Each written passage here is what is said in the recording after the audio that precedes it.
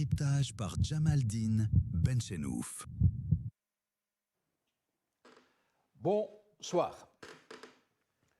Nous commémorons aujourd'hui le 10e anniversaire de la disparition de Dal Hussein. Hussein Ait Ahmed Rabbi Yarhamou.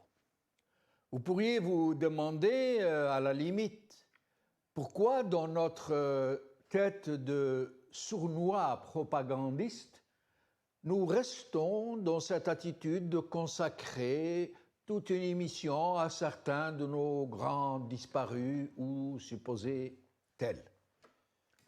Vous pourriez vous demander pourquoi, à la limite, ne pas saluer leur mémoire par un bref rappel et passer à l'actualité du jour, comme cela se fait dans toutes les chaînes de télé dans le monde occidental.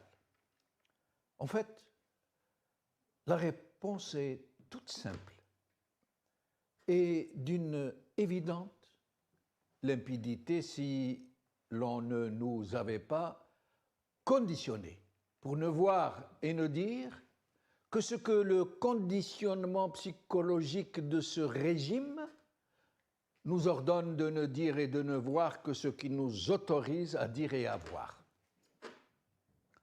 Et c'est justement par la continuelle réémergence de nos grands repères, de ceux qui ont combattu ce système mafiocrate, que nous pouvons continuer, que nous pouvons poursuivre leur combat. Un combat qui n'aura jamais été plus décisif. Parce qu'aujourd'hui, c'est de la vie et de la mort de la nation qu'il est question. Parce que ce système fait haut de toutes parts et qu'il risque de nous entraîner par le fond. Voilà pourquoi nous rappelons aux Algériens la mémoire de leurs grands disparus. Parce que leur commémoration est un repère lumineux, comme un phare, un foyer ardent, au milieu de la nuit noire autour duquel nous veillons, autour duquel nous nous rassemblons, autour duquel nous rassemblons nos forces pour le retour de l'inéluctable grand Hirak, pour la lutte finale. Mais nous ne le pourrons que si nous sommes animés par le devoir sacré d'arracher la vérité historique, la mémoire nationale à ceux qui nous les ont volés.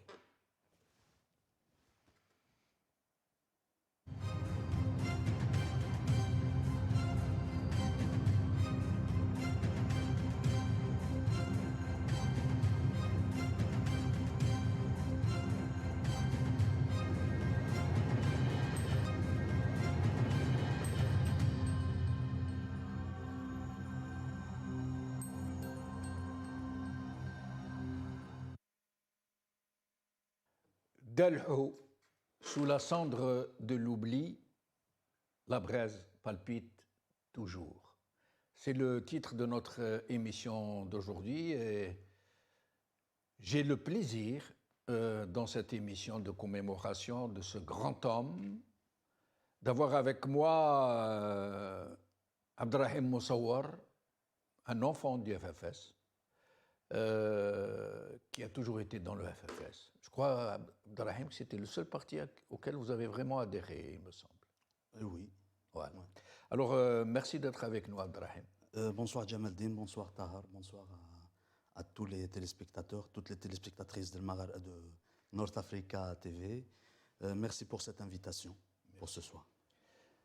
Tahar Cissé, notre ami Tahar Cissé, que personnellement je n'ai pas vu depuis longtemps, le Moujahid al-Hirak à la place de la République, connu pour ses coups de sang, ses grandes colères.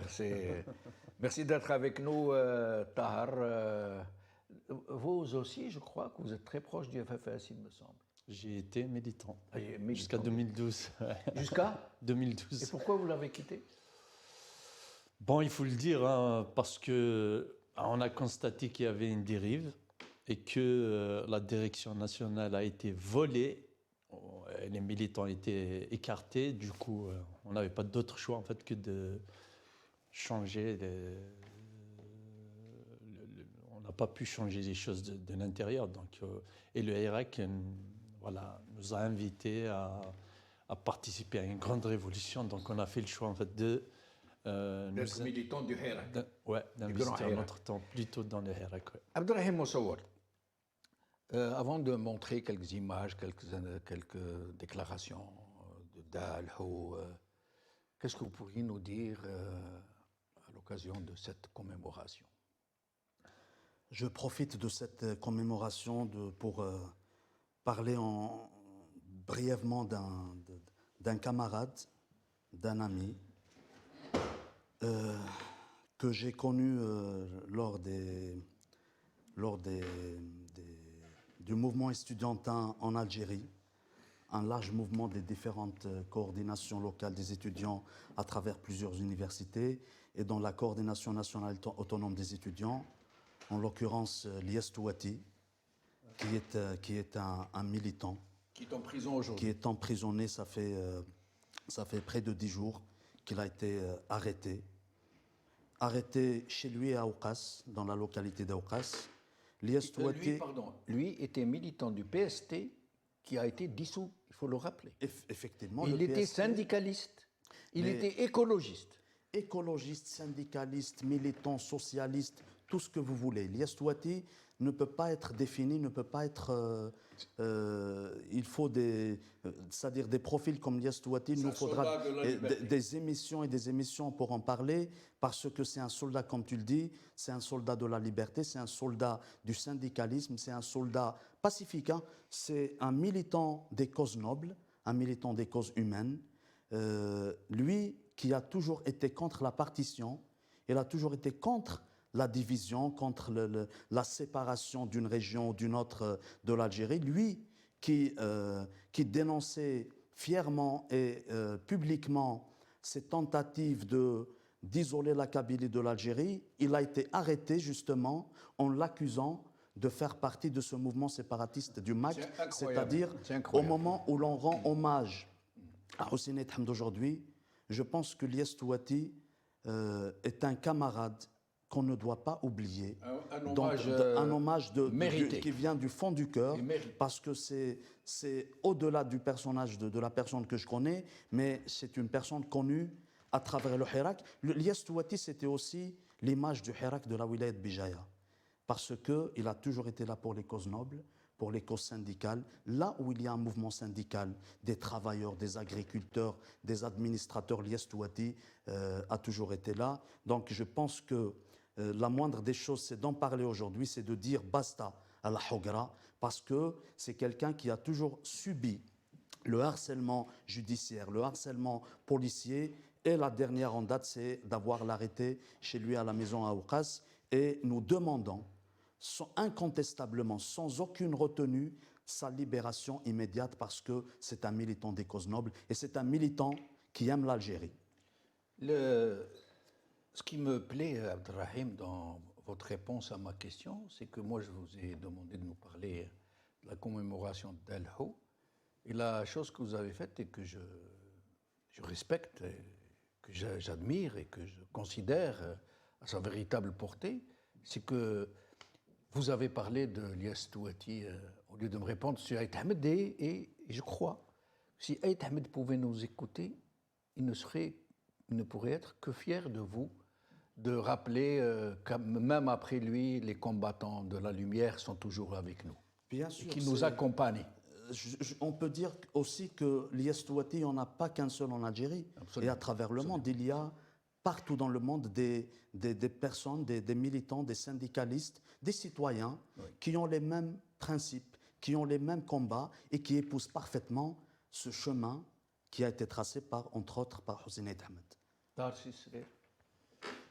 Quand on parle en fait de Hosseini Ahmed, on parle d'un homme qui a passé toute sa vie à militer pour la démocratie, militer pour les libertés, militer pour les droits de la personne humaine.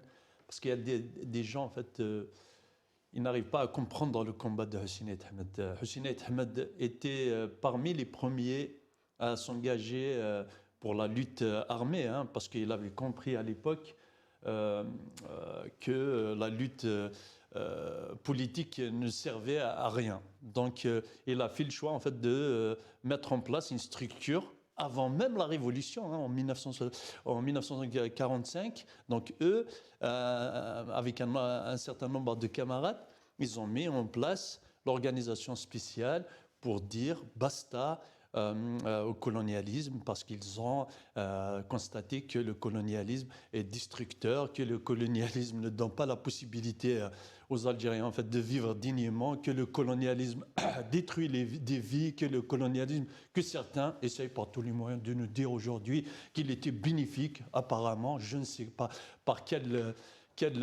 raisonnement ils arrivent en fait à comprendre que le colonialisme était bénéfique en fait pour les Algériens.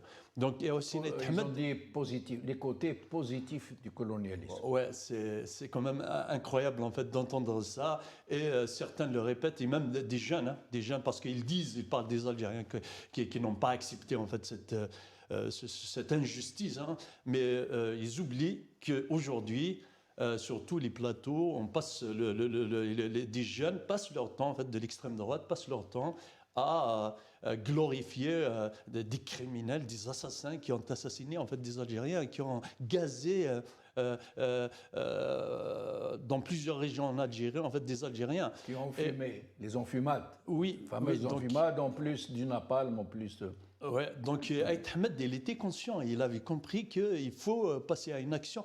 Et l'intelligence en fait de Hussein Ahmed, du camarade de Hussein Ahmed, c'est que lui, à chaque fois qu'on arrive en fait à un obstacle, à un endroit fermé, il trouve le moyen en fait de réfléchir et trouver une solution adéquate au contexte.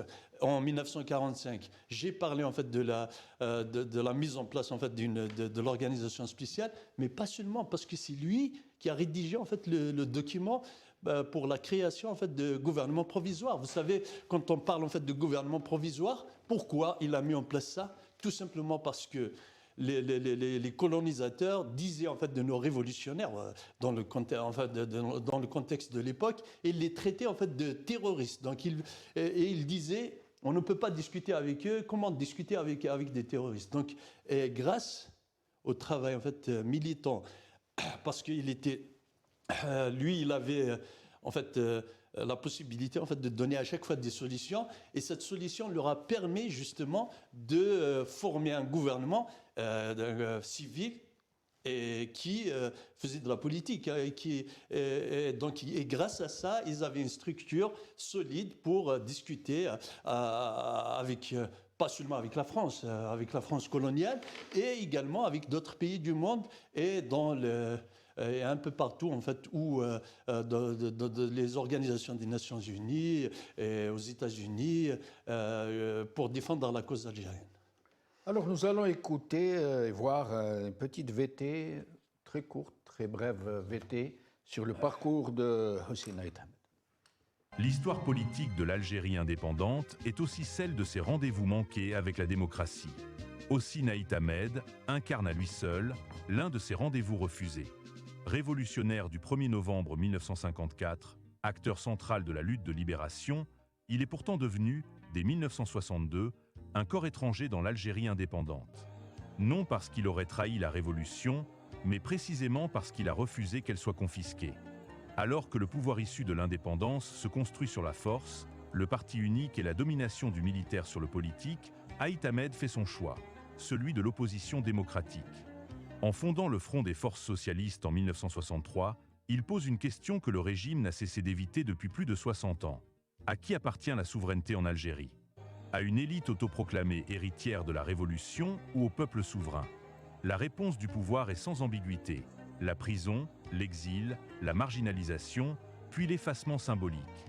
Aït Ahmed est présenté comme régionaliste, utopiste ou anachronique, mais jamais comme une alternative politique légitime. Alors, nous allons écouter Delho Vous parlez d'une péripétie assez particulière. Je ne vous en dis pas plus. Nous allons la regarder ensemble. La SB2, s'il vous plaît. Que s'il y a une chose dont je suis fier, Ben oui, c'est le général, comment il s'appelle, Nizar. Il s'était étonné que je n'ai pas accepté d'être chef de l'État. Il tombait des nues. Il pensait que, c'est pas, comment refuser d'être honoré. Mais je vais être comme ça. Je vais avaliser toutes leurs décisions, toutes leurs politiques, tous leurs massacres, tous les effets de destruction et de déshonneur de notre pays. Comment voulez-vous que...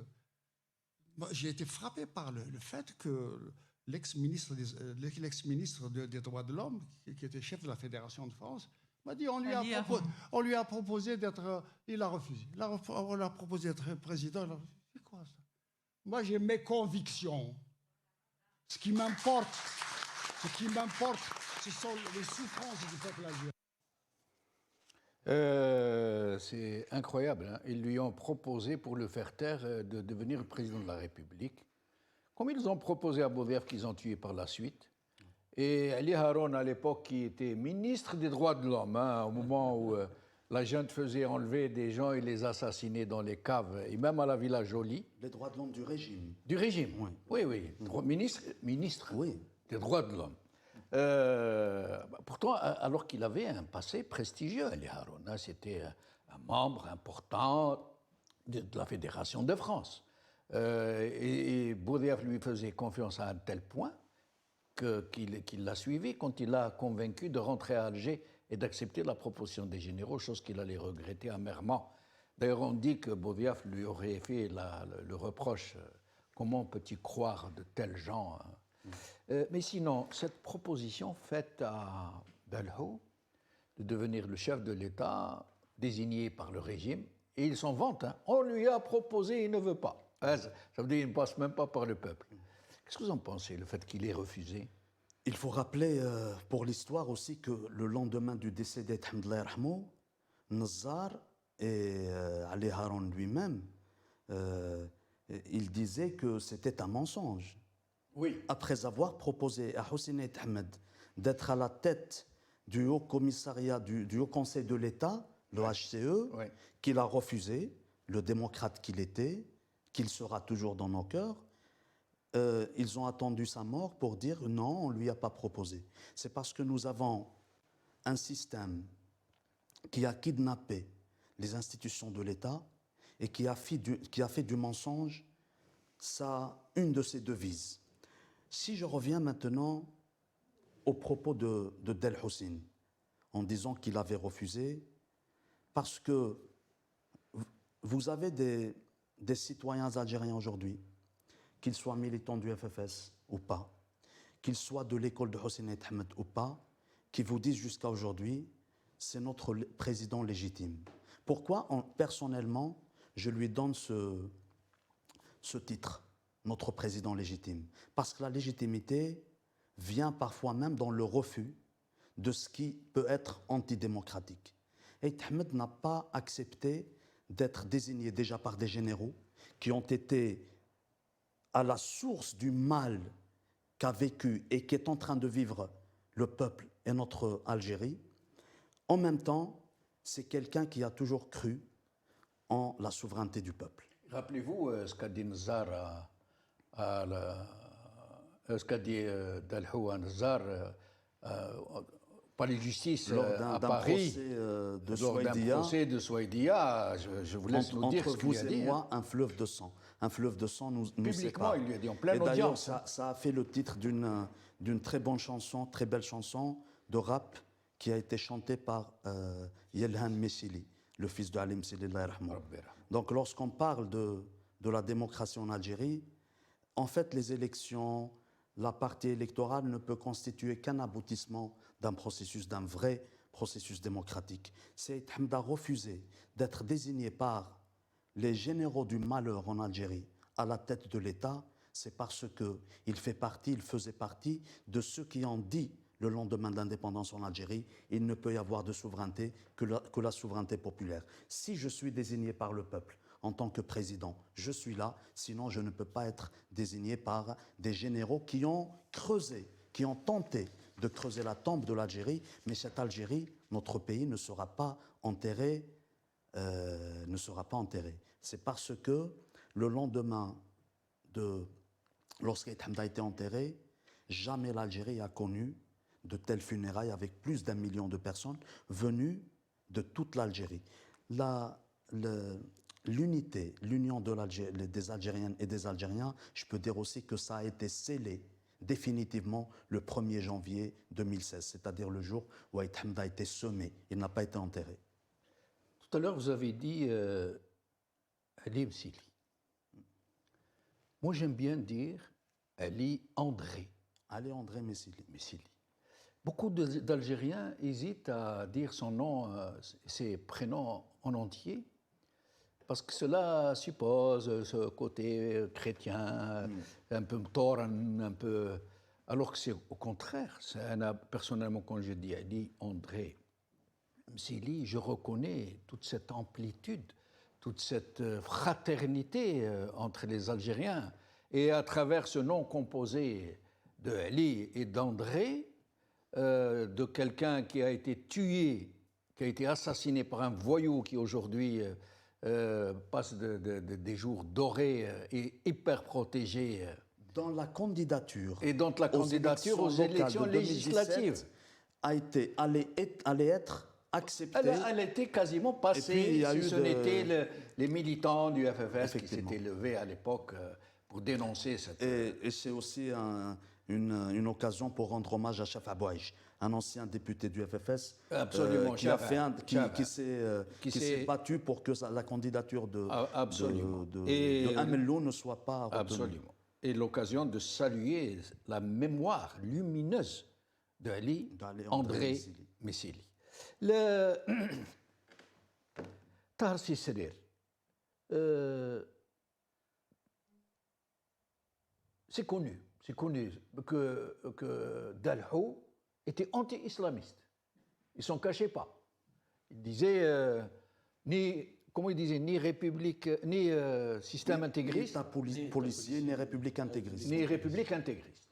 Pourtant, après les élections législatives, il s'est opposé très fortement contre le coup d'État, contre la volonté du peuple. Il l'a dit comme ça. Il a dit... et il s'est battu pour ça. Et il a continué jusqu'à dans l'épisode Saint-Égidio.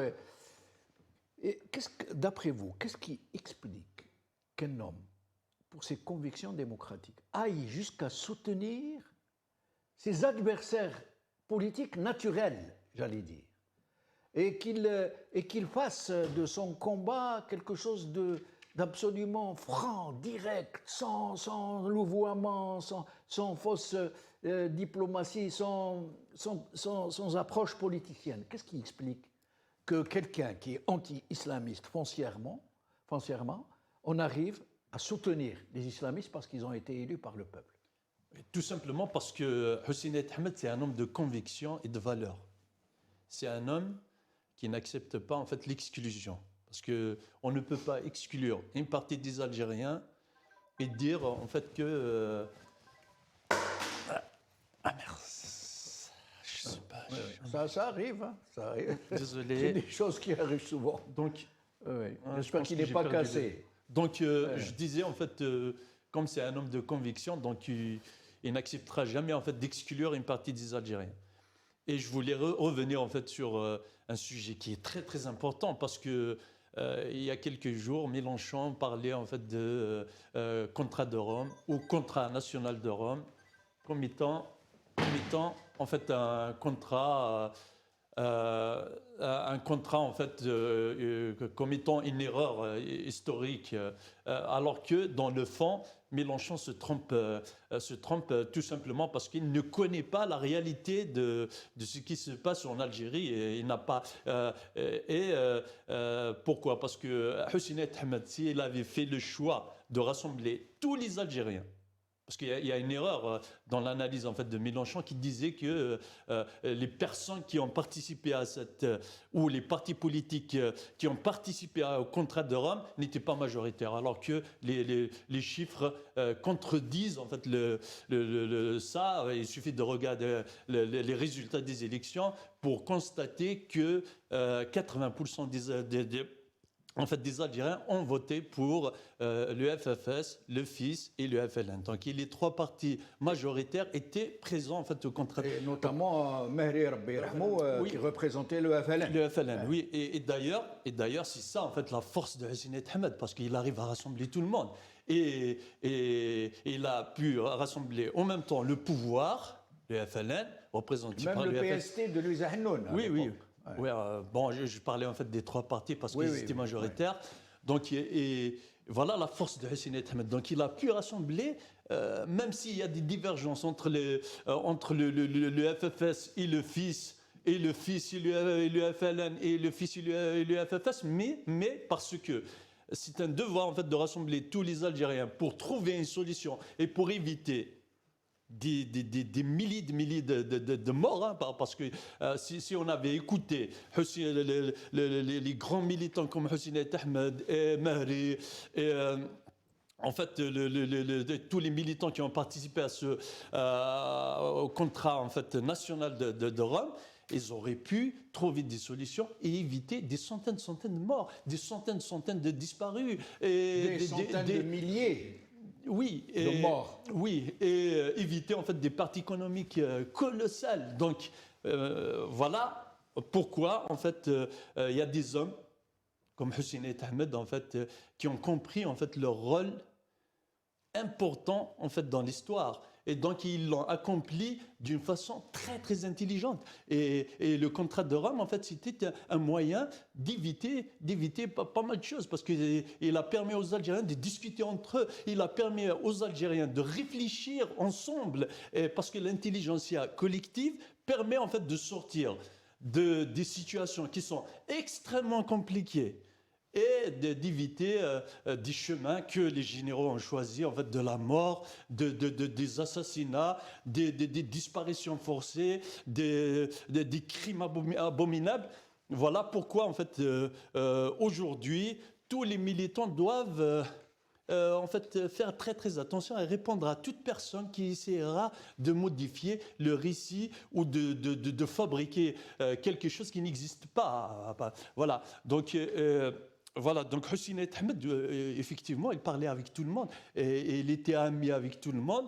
Et il ne considérait pas les Algériens comme des ennemis à abattre, mais comme étant en fait des adversaires politiques qui ont le droit en fait d'exister, parce que le coup d'État de 91, c'est un coup d'État contre le peuple, il faut le dire.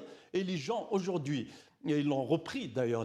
Et Hussein Ahmed n'arrêtait pas de dire ça, que c'est un coup d'État contre le peuple, c'est une guerre ouverte contre le peuple. Ils ont empêché le peuple. C'est une guerre contre les civils, pas une guerre civile, mais une guerre contre les civils. Louis Hannoun d'ailleurs. Et parce que le régime a tenté par tous les moyens d'ailleurs, c'est une réponse à Mélenchon. Et Mélenchon est en train de subir exactement le même sort qu'a subi en fait Hussein Ahmed, et les mêmes personnes qui ont été utilisées par le régime totalitaire, les BHL, les compagnies qui attaquaient le grand homme Hussein Ahmed, attaquent aujourd'hui Mélenchon, il faut le dire. Eh oui. C'est les mêmes. Donc il aurait dû en fait s'inspirer un petit peu de l'actualité, justement pour comprendre ce qui s'est passé en 1992. Et moi, je le dis et je le répète, parce qu'il y a des gens, ils disent oh oui, mais si le fils, si les généraux ont accepté de donner l'assemblée aux militants du fils, ils n'accepteront jamais la démocratie, ils vont mettre fin à la démocratie. Mais en réalité, Chadli avait tous les outils, hein, parce qu'il avait la possibilité présidentiel. Ouais, il aurait pu dissoudre l'Assemblée et refaire les élections. L'affaire est pliée, donc il n'y aura ni... C'est ce qu'il a dit aux militaires qui étaient allés le voir après le mouvement des blindés autour d'Alger. Il les a reçus, il leur a dit « Qu'est-ce qui se passe? J'appelle tout le monde, personne ne me répond. » Ils lui ont dit « On ne voulait pas te répondre parce que tu es en train de penser qu'à toi. Tu as dit que tu vas cohabiter avec des terroristes. » Non, ce n'est pas des terroristes, c'est des islamistes. D'ailleurs, leurs chefs sont en prison. Et puis, si jamais ça ne marche pas bien, on dissout l'Assemblée, c'est moi le président, et on refait des élections. Ils lui ont dit non, non, non, ça ne se fait pas comme ça. Ou tu dissous, maintenant, tu annules les élections, ou c'est toi qui pars. Alors, moi, je voulais réagir à un mot que vous avez dit. Aït Ahmed qui voulait éviter, il savait, il avait compris, c'est un nombre d'expériences, que nous nous dirigions vers une hécatombe, des milliers de morts. Finalement, c'était des centaines de milliers de morts, des disparus et tout un cortège de malheurs. Au même moment, ceux qui avaient été instrumentés par la junte et qu'on appelle aujourd'hui les éradicateurs, pour les janvieristes, pour essayer de noyer le poisson, au même moment où Aït Ahmed luttait contre les massacres, les carnages qui s'étaient... Et je rappelle, on en discutait tout à l'heure, Abdelrahim, que Ma'ammar Farah, dans le soir d'Algérie, avait commis une chronique. Il avait dit, oui, M. Bourqaïd, Rabbi Rahmou, nous avait rassemblé une réunion d'urgence où il nous avait dit, nous allons interrompre le processus électoral, il y aura certainement beaucoup de morts, nous estimons à peu près, avant que la violence ne commence, nous estimons à peu près à 60 000 morts le nombre de gens qui vont mourir, mais on n'a pas le choix, il ne faut pas laisser les islamistes. Au même moment, les éradicateurs, au moment où Aït Ahmed appelait à la discussion, à la négociation, à trouver une solution de paix, les éradicateurs, ou l'un d'eux, un leader éradicateur que je ne nommerai pas, ce n'est pas nécessaire, avait dit, quand on lui a dit, mais est-ce que vous ne vous rendez pas compte que vous avez déclenché l'enfer? Il leur a dit, on ne fait pas de guerre avec des gants blancs. Hein? Je m'arrêterai là. Alors, nous allons essayer de voir une vidéo de M. Aït Ahmed qui parle de la crise du FLN à la veille de l'indépendance d'Algérie, qui est contenue dans une vidéo que son fils vient de livrer. Nous n'avons pas pu encore la visionner. Il paraît qu'elle est pleine de surprises. D'ailleurs, il y a la création, la fondation Hossein Aït Ahmed a mis en place un site internet. Oui. Là où il y a accès à... Alors certainement, elle doit s'y trouver. Oui, certainement. C'est son fils lui-même qui l'a filmé chez lui à la maison, qu'il avait gardé, qui maintenant la rend publique. Nous l'en remercions. Nous allons visionner une toute petite partie. S'il y a une chose dont je suis fier, sans jouer au triomphalisme, et sans oublier que dans les crises du passé, quelque part, on est tous un peu responsables. Mais je dois dire qu'à la veille de l'indépendance, j'ai tout fait. Je me suis démené comme un diable pour nier qu'il n'y ait pas crise interne au sein des appareils du FLN et de l'ALN. Je crois que toutes mes interventions au sein des organismes dirigeants, de même que mon action individuelle, est allée dans le sens qui me paraissait absolument incontournable et élémentaire aussi, et fondamental, à savoir éviter qu'une crise s'installe. Hossein Aït Ahmed Dalho s'était présenté au présidentiel une seule fois. Quelle année est-ce que vous pouvez me rappeler? 1999. 99. Et il s'était retiré avec les autres candidats parce qu'ils avaient estimé qu'ils n'auraient pas dû croire ce régime, qu'il ne changerait pas, qu'il ne pourrait pas s'amender, qu'il allait continuer sur sa propre lancée. Quand ils ont compris que les jeux étaient faits, il a été de celui qui a appelé les autres candidats à tous se retirer, et ils se sont en effet retirés. Même Mouloud Hamrouch, entre autres, Ben Bitour, je crois, non? Jaballah, Louis Zahnoun. Et alors, la hauteur. Talb Ibrahimi, Rabbi Rahmou. Alors, la hauteur et la noblesse et la dignité d'un homme qui a été du mouvement national, qui a été un de ceux qui ont fait novembre 1954, un des 6 forgerons de novembre. 9. Non, d'abord les 6, je parle des 6. Après, il y a eu les 9 qui ont... Aït Ahmed a rejoint les 9, en effet, oui. Donc il faisait partie des fondateurs de novembre 1954. Et qui pourtant, on lui a offert la présidence, il a refusé, et qui pourtant s'est retiré quand il a senti un tout petit peu. Le FFS d'aujourd'hui, et je ne veux lancer la pierre à personne, je veux juste faire le constat. Le FFS d'aujourd'hui, ce qu'est devenu le FFS, le premier responsable du FFS s'était porté aux dernières les élections législatives, présidentielles, qui ont été l'un des plus grands boycotts massifs depuis l'indépendance, dans un pays où la fraude est pourtant habituelle. Le peuple a boycotté la constitution de Tebboune, il a boycotté la première élection de Tebboune, il a boycotté la deuxième élection de Tebboune. C'est les 3 plus grands boycotts électoraux de l'histoire de l'Algérie. Et ils n'ont même pas pu frauder. Ils ont fraudé, mais pas trop, parce que c'était tellement flagrant que... Et pourtant, le premier responsable du FFS, qui savait que les jeux étaient faits, qui savait qu'il n'avait aucune chance, qui savait qu'il allait cautionner une parodie d'élection, une farce, s'est pourtant présenté. Quelqu'un d'autre, c'est pas grave, hein, comme celui de Hems, je crois. Oui, de Hassani, de l'UMSP. Voilà. Mais le FFS, que quelqu'un, le chef du FFS, aide la junte à rouler dans la farine tout un peuple, à faire passer celui que la junte a choisi, qui passait normalement, et puis dans un deuxième mandat dont tout le monde savait qu'il allait passer, même s'il n'y avait aucun vote, aucune participation. Comment expliquez-vous cette volte-face, cette incroyable dénaturation d'un parti comme le FFS qui porte atteinte à un tel symbole, à un tel niveau? Si tu me permets, Jamaldine, dans un premier temps, je voulais parler d'un mot que Hosseini Hamd avait utilisé dans ses mémoires, et même quand il le dit à l'oral, c'est le mot Annouz. Annouz en kabyle.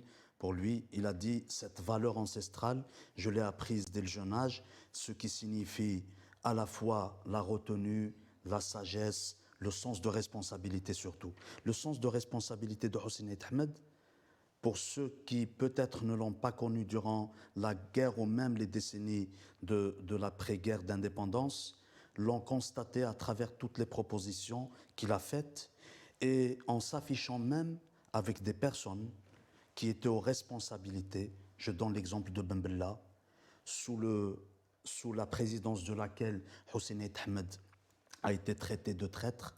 Il a été arrêté, il a été condamné à mort par Ben Bella lui-même. Cela n'a pas empêché... Pardon, j'aimerais qu'on mette à côté de Abdelrahim cette une de l'Écho d'Alger où on nous dit que la LN a arrêté le traître Aït Ahmed, s'il vous plaît.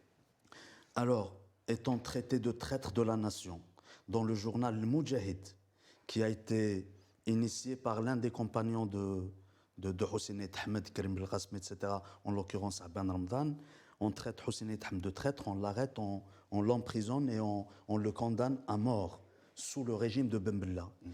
Cela n'a pas empêché qu'en 1985, Aït Ahmed appelle les forces vives de la nation, le parti de Ben Bella en personne, dans le cadre de ce qu'on appelait à l'époque la conférence de Londres, pour proposer des issues à la crise en Algérie.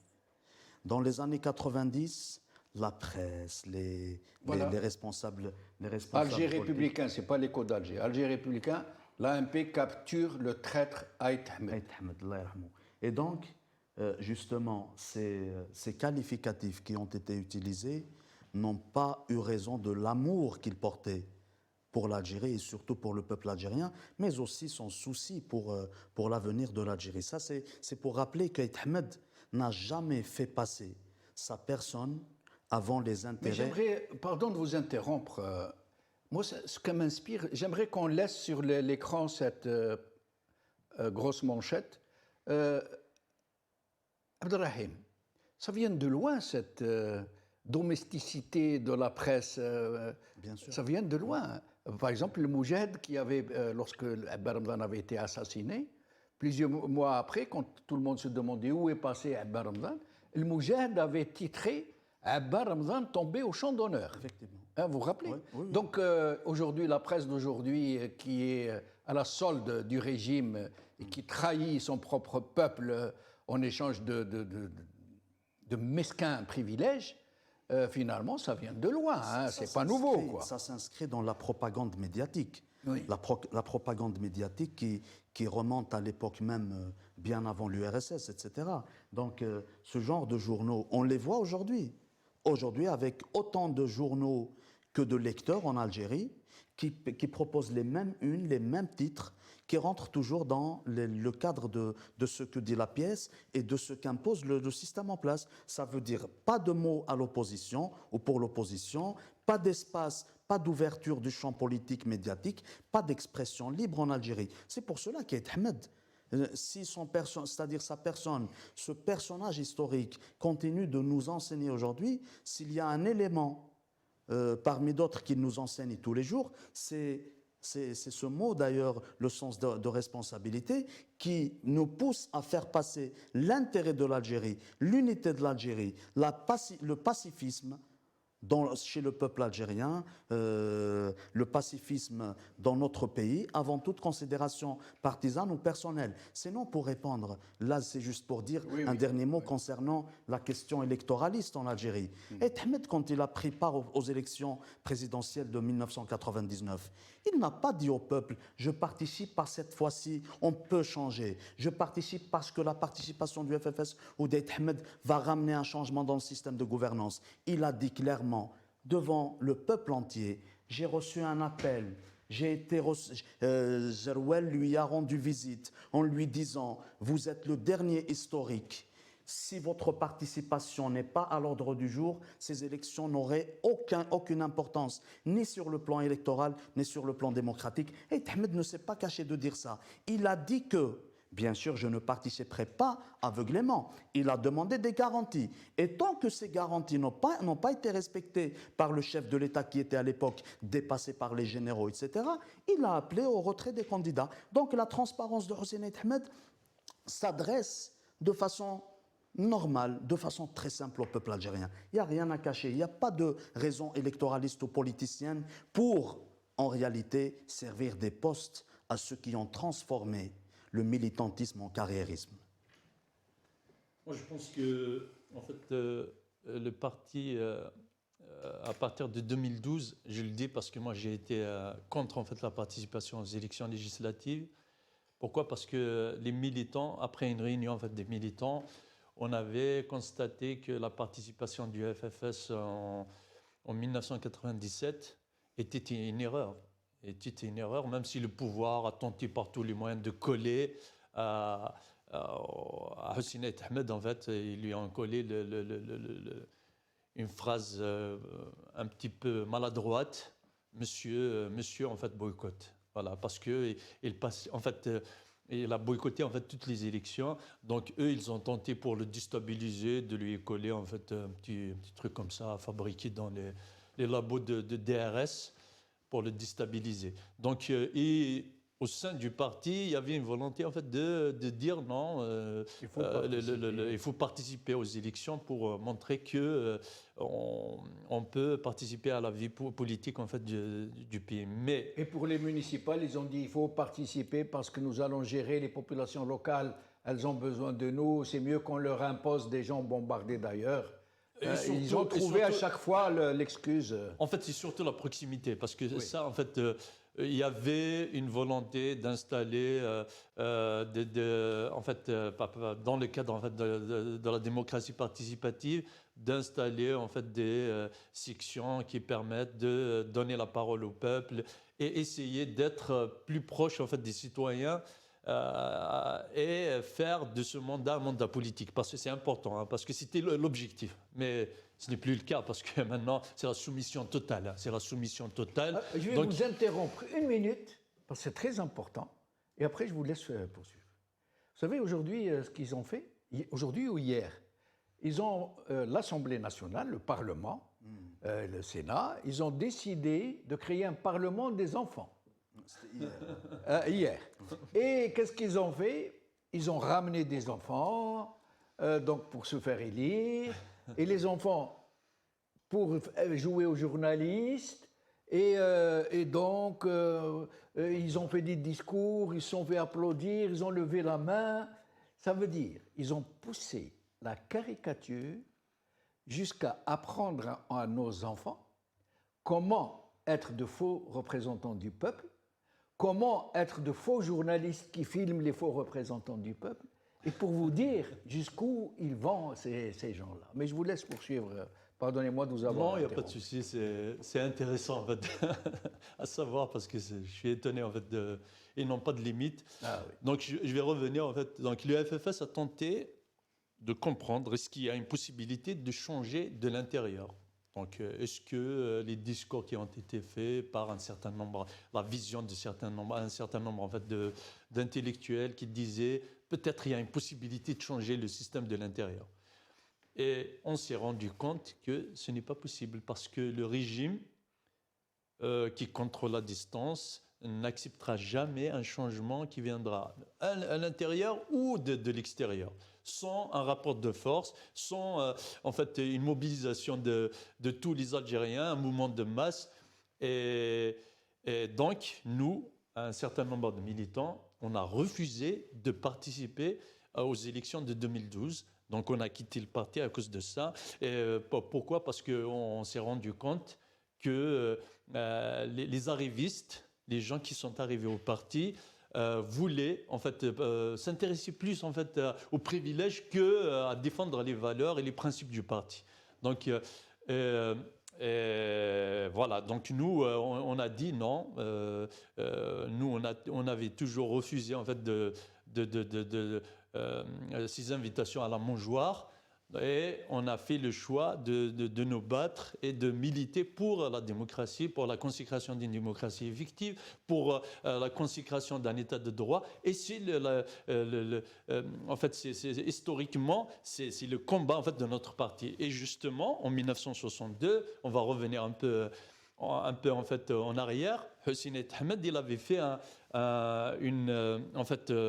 Dans une assemblée constituante, hein, il a fait, en fait, il avait déclaré que le régime ne veut pas accepter justement l'élargissement de bureaux politiques du FLN. Pourquoi? Parce que l'élargissement pour permettre à toutes les tendances, à toutes les visions de s'exprimer. Justement, pourquoi? Parce que Hussein Ahmed a dit, voilà, il y a un souci dès le début, parce que c'est un homme c'est un homme politique qui a une culture. C'est ce qu'on appelle en arabe algérien, il y a un dicton qui dit Rkba Meila.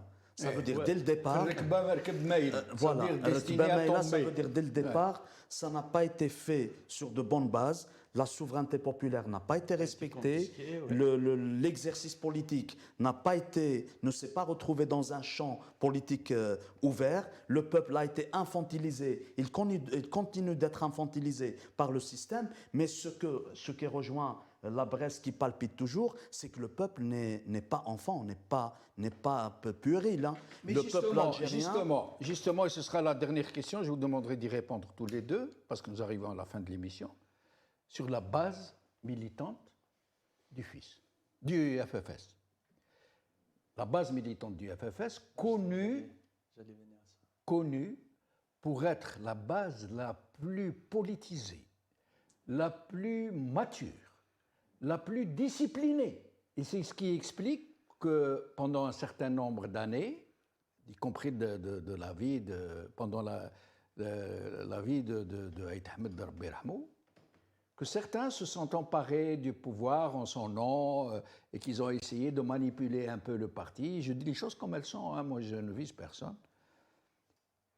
Et à ce moment-là, nous disions, oui, mais si la base militante ne bouge pas, si elle laisse faire, c'est parce qu'elle est disciplinée, parce qu'elle a confiance en ses leaders, parce qu'elle laisse ses leaders décider du sort du parti et qui lui font confiance et les leaders honnêtes, intègres ne laisseront jamais le parti aller à sa fin.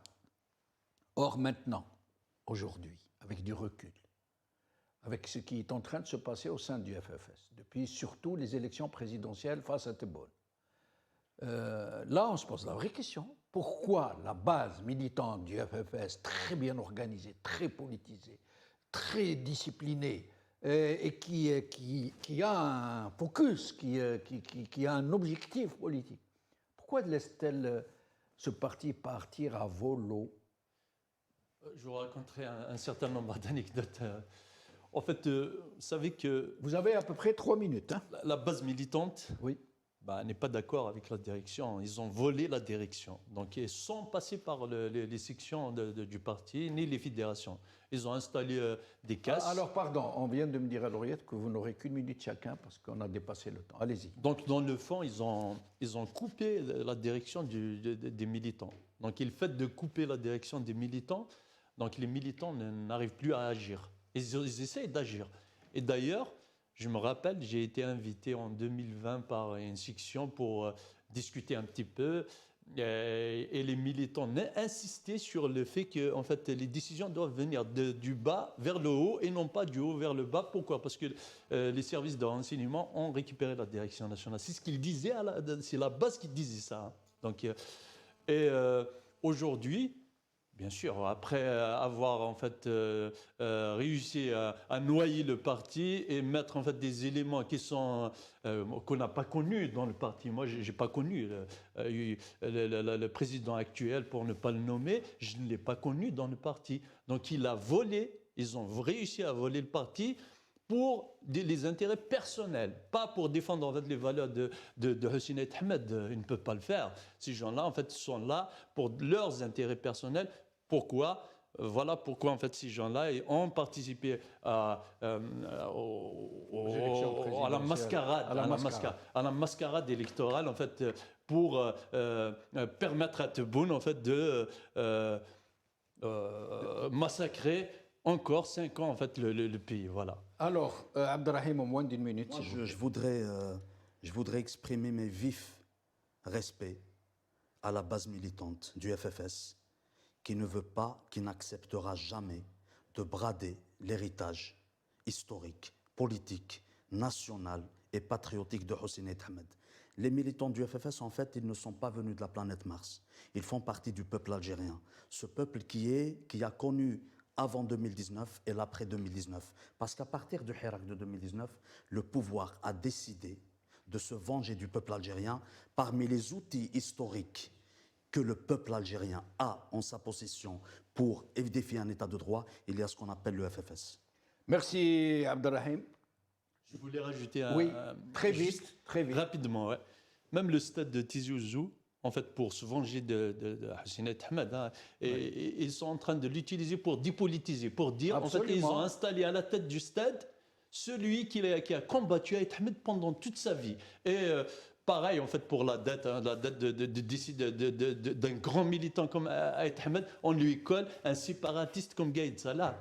Très bien. Alors, merci Tahar, merci Abdelrahim. Et c'est vrai qu'on aurait voulu... Pourquoi avoir donné le nom d'Aït Ahmed à un stade en Kabylie? Pourquoi ne pas avoir donné le nom de stade dans une autre wilaya ou à un niveau national, le plus grand aéroport du pays ou la plus grande université du pays? Pourquoi Symbole de l'unité nationale. C'est bon, on a fini. Merci beaucoup. Merci à vous, chers amis, de nous avoir suivis. Merci beaucoup. Bonne soirée.